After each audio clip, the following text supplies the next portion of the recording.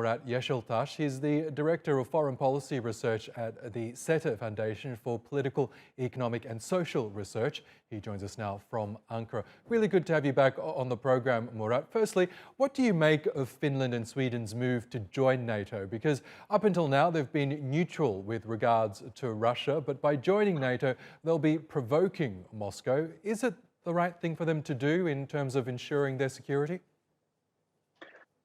I think it depends on Russian potential and possible reaction against this membership process. When we look at their membership process, the Russian invasion of Ukraine, I think, is one of the important driving factors behind this willingness. But because there has been an increasing fear in Sweden and Finland, and there is a lack of trust between these two countries and Russia. Of course, there is also a lack of trust between NATO and Russia, and many countries across to Europe now understood that there is an intention about Russian geopolitical expansion in its near abroad, so-called near abroad. There is a geographical proximity which makes this intention very dangerous for the neighboring countries.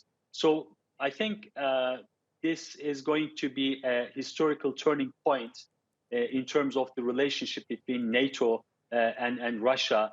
And I'm afraid that it will deteriorate the relationship between Russia and NATO countries after their joining to NATO. Can I ask you now about Turkiye's concerns? Tell us more about the presence of the PKK terror group in both Finland and Sweden. Why are they there, and why haven't authorities in either country classified the group as a terrorist organization, as both the United States and the European Union have done?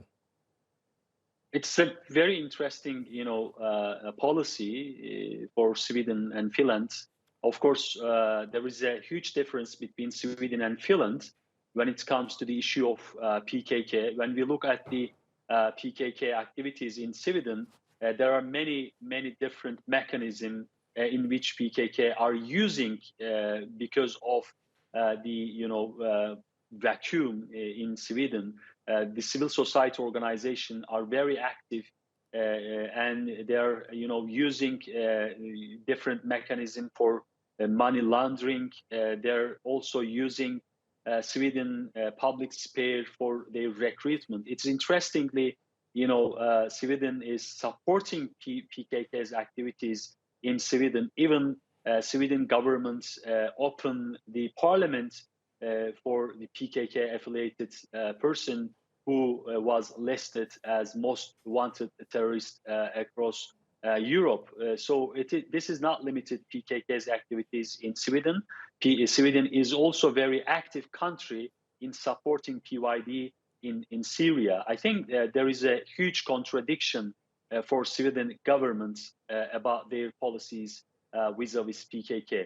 But I should, highlight that Turkey is not principally against the open door policy of NATO. And Turkey is, of course, supporting NATO's enlargement.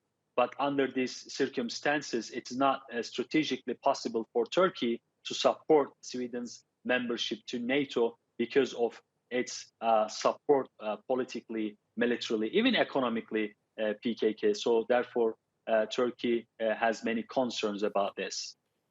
Okay, Murat Yesiltas, it's always really good to get your analysis. Thank you once again for joining us on TRT World.